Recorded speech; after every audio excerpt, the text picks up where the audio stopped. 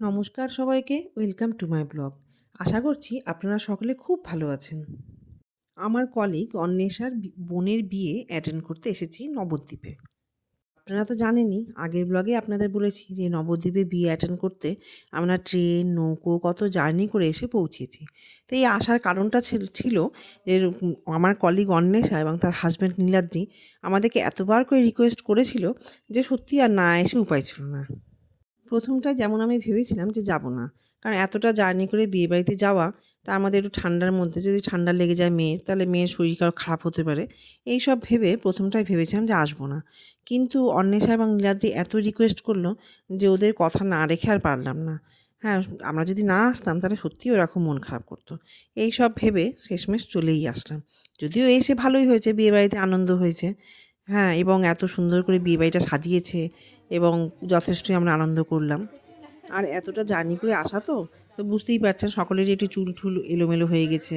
তো এসেই যেটা শুরু হয়েছে, সবাই জিনিসপত্র রেখেই সবাই একটু মানে একটু ফ্রেশ হয়ে নিচ্ছে।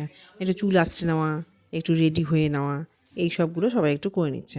আর তাছাড়াও আমরা যেহেতু ব্যাগপত্র নিয়ে গেছিলাম, হ্যাঁ, যে সোয়েটার লাগবে রাত্রে ফেরার সময়, টুকটাক জিনিসপত্রও লাগবে, এইসব নিয়ে গেছিলাম বলে তো ব্যাগগুলো আমরা আগে সাইড করে রাখলাম। রেখে সবাই এবার একটু ফ্রেশ হয়ে নিচ্ছি। আর আমরা বেশ সন্ধ্যেয় গিয়ে পৌঁছেছি। যখন আমরা পৌঁছেছি তখন কিন্তু বিয়েবাড়ি বেশ ফাঁকা। এখানেতে মেয়ে বসার জায়গা করেছে। তো এই যে একটা ফাঁকা এই ঘরটা, তো এখানেতেই আমরা করলাম কি রেডি হয়ে নিলাম। নিয়েই আমরা এবারে চলে আসলাম বিয়ের জায়গায়। বিয়ের জায়গাতে এসে দেখি যে লোকজন সেরকম নেই, কিন্তু দেখছি স্টলগুলো বসে পড়েছে। তো ভাবলাম আর দেরি কেন, তাহলে স্টলে খাওয়া দাওয়া শুরু করে দিই। তো অনেক কিছুরই স্টল ছিল, যেমন চিকেন বল ছিল, সেটাই আমরা আগে নিয়ে সবাই ট্রাই করলাম। বেশ টেস্টি ছিল। তারপর জিলেবি ছিল, ইয়ে দেওয়া কে আমলে এই যে সামনেই জিলেবি, মালাই জিলেবি ছিল, কোল্ড ড্রিঙ্কসের স্টল ছিল, অনেক কিছুই ছিল। তো টুকটাক করে, এবং আমরা অতটা জার্নি করে এসেছি, আমাদের খিদেও পেয়ে গেছিলো। তা আমরাও করলাম কি একটু টুকটাক করে সব কিছু খেয়ে একটু ট্রাই করতে শুরু করলাম। তারপরে আমাদের আবার ফিরতে হবে, একটু তাড়াতাড়ি খেতেও বসবো। ওই জন্য আমরা আর অপেক্ষা না করে খেতে শুরু করে দিলাম। একটু স্টল থেকে নিয়ে জাস্ট একটু টিফিন করে নিলাম। এরই মধ্যে দেখি অন্বেষা এসে হাজির। তো এসেই আমাদেরকে জিজ্ঞাসা করলো কী ব্যাপার? এই নীলাদ্রিও চলে এসেছে। তাই এসে ওদের সঙ্গে দেখা হওয়া মাত্রই গল্পগুজব, এবং অন্বেষা সেজেগুজে তখন বেরিয়ে আসলো এবং ওকে দেখতে এত সুন্দর লাগছিল যে আমরা সবাই মিলে বলছি যে তোকে দারুণ লাগছে দেখতে, এবং ও ভীষণ লজ্জা পেয়ে যাচ্ছিল। এই যে দেখতেই পাচ্ছেন ও বারবার লজ্জা পাচ্ছে এবং এত ব্লাশ করছে। হ্যাঁ, যে এই আবার আমরা সবাই ওর ভিডিও করলাম, ছবি তুললাম, আর ও লজ্জায় একেবারে সত্যিই ওকে খুব সুন্দর লাগছিল, ওকে যে সাজিয়ে দিয়েছিল।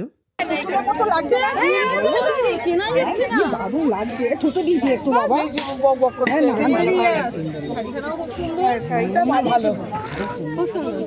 সাদা করেনি তো,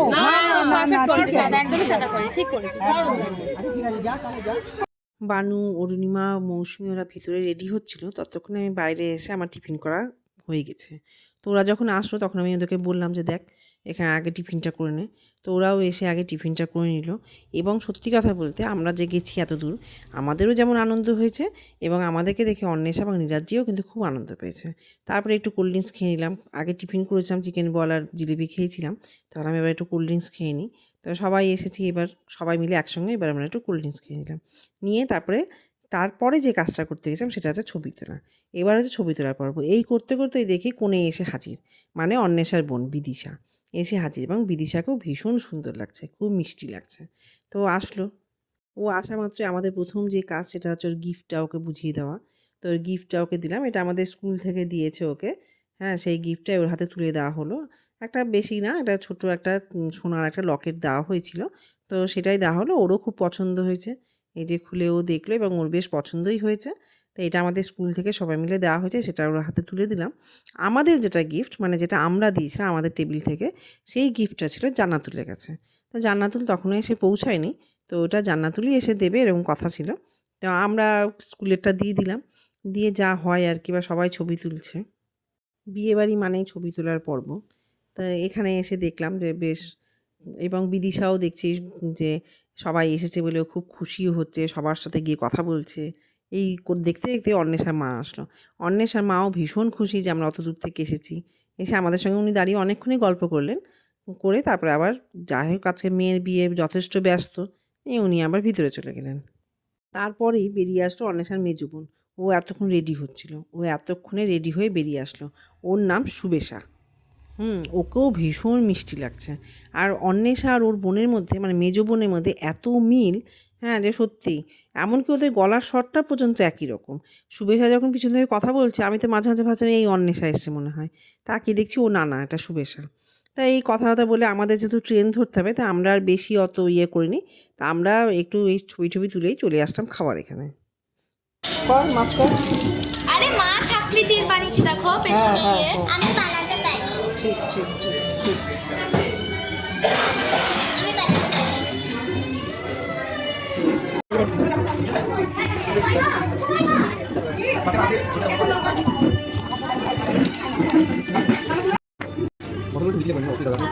ওদের যে মেনু কার্ডটা দিয়েছে এটা কিন্তু আমার বেশ পছন্দ হয়েছে, এবং একটা ইউজফুল জিনিস দিয়েছে। মেনু যেটা ছাপানো আছে সেটা হচ্ছে একটা চাবি রিংয়ের সঙ্গে একটা বোতে সেই মেনুগুলো ছাপানো আছে, এটা বেশ পছন্দ হয়েছে। তো প্রথম পাতে চলে আসলো পনির পাসিন্দা।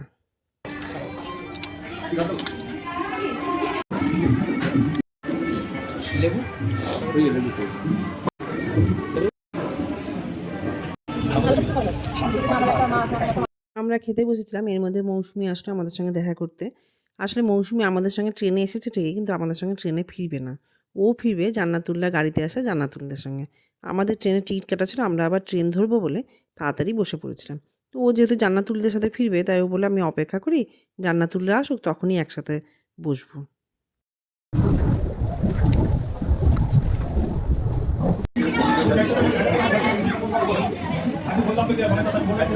শেষ পাতে আইসক্রিম দিয়ে আমাদের খাওয়া পর্ব শেষ।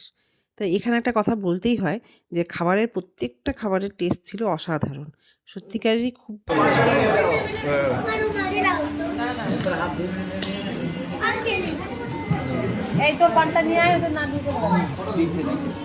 আমরা খেয়ে উঠলাম, তারপরে জান্নাতুলরা আসলো। এই হলো জান্নাতুলদের এন্ট্রি। এসে আমাদের সঙ্গে এখানে দেখা করলো। আর ওরাও ততক্ষণে স্টল থেকে একটু চিকেন বল নিয়ে খাচ্ছে, আর আমাদের সঙ্গে দেখা করতে এসেছিলো ও আর মাহি। কিন্তু তখনও শামসুলের দেখা পাইনি। যাই হোক, যখন জিজ্ঞাসা করলাম যে শামসুল কোথায়, তখন বললো গাড়ি পার্ক করতে গিয়েছে। এই শামসুল এবারে ঢুকলো। শামসুলের সঙ্গে দেখা টাকা করে আমাদের তো মোটামুটি একদম মানে শেষ আর কি, আমরা যাবো বেরোবো। সেই সময় শুনছি বর আসছে শুনে আমরা একটু দাঁড়িয়ে গেলাম যে তাহলে বর দেখেই যাব। রাস্তায় বেরিয়ে দেখি ও বাবা, অন্বেষা একদম নাচ করতে করতে বর নিয়ে আসছে। একবারে ওর বোনের বরকে একবার নাচ করতে করতে নিয়ে আসে, সেই দেখে আমরাও বেশ আনন্দ পেলাম। তারপরে দেখি বর চলেই আসলো। তো ভাবলাম বর যখন আসলোই বর দেখেই যাই। তো একটু দাঁড়িয়ে পড়লাম। তো কাকিমাও ততক্ষণে বরণ থালা নিয়ে একদম রেডি। তো চলেই আসলেন, কাকিমাও চলে আসলেন বরণ থালা নিয়ে বরকে বরণ করার জন্য।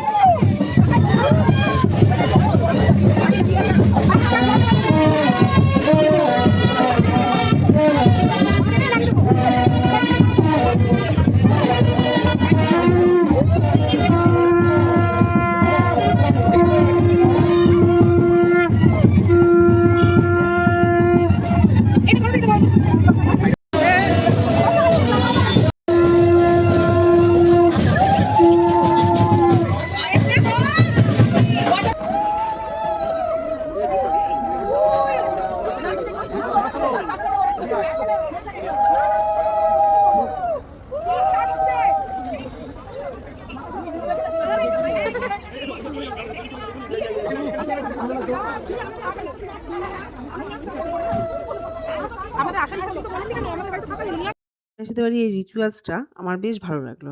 বর আসার পর তাকে পাটায় দাঁড় করিয়ে সবাই এভাবে ঘুরে ঘুরে ওকে একটা বরণ করার মতনই, এটা একটা নিয়ম। তারপরে আলটিমেটলি দেখলাম অন্বেষা বরণ করলো।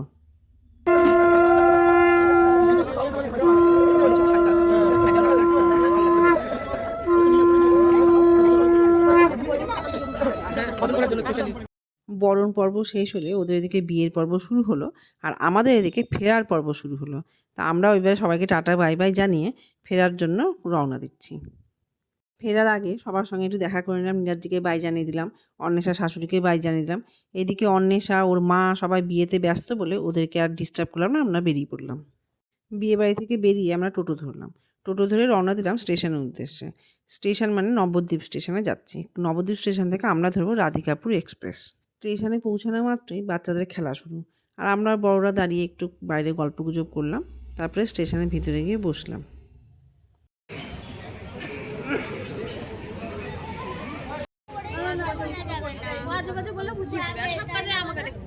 স্টেশনে বসে গল্প করতে করতে সময় কীভাবে পার হয়ে গেল বুঝতেই পারলাম না। এর মধ্যে আমাদের ট্রেনও এসে হাজির। স্টেশনে খুব একটা ভিড় না থাকায় আমাদের কিন্তু ট্রেনে উঠতে খুব একটা অসুবিধে হয়নি। আমরা ট্রেনে উঠলাম এবং যখন উঠি তখন ট্রেনের ভিতরটা অন্ধকার, কারণ দেখছি যে অনেকেই শুয়ে পড়েছে। আসলে শুয়ে পড়ারই টাইম হয়ে গেছিলো, তো অনেকেই দেখলাম শুয়ে পড়েছে। রাত্রি 10টা থেকে সকাল 6টা পর্যন্ত ঘুমানোর টাইম রেলের নিয়মে, আইনে, এবং ভদ্রলোক হিসাবে তোর উচিত সেটাকে মেনটেন করা। এরপর যথারীতি রাত 11:30 নাগাদ আমরা খাগড়াঘাট রোড স্টেশনে পৌঁছালাম। গত রাত্রে স্টেশন বেশ ফাঁকা ফাঁকাই ছিল। আজকে আমি আমার ব্লগটা এখানেই শেষ করছি। আমরা বিয়েবাড়িতে বেশ আনন্দই করলাম, মজাই করলাম। যাওয়ার ইচ্ছে না থাকলেও গিয়েছিলাম। অত দূর জার্নি করে তবুও বেশ ভালোই আনন্দ হলো। আপনারা আমার ব্লগটা দেখে কতটা আনন্দ পেলেন আমি জানি না, তবে আপনারা আমার পাশে থাকুন, সঙ্গে থাকুন, এবং পরের ব্লগে আবার দেখা হবে। তবে আজ আসি, বাই।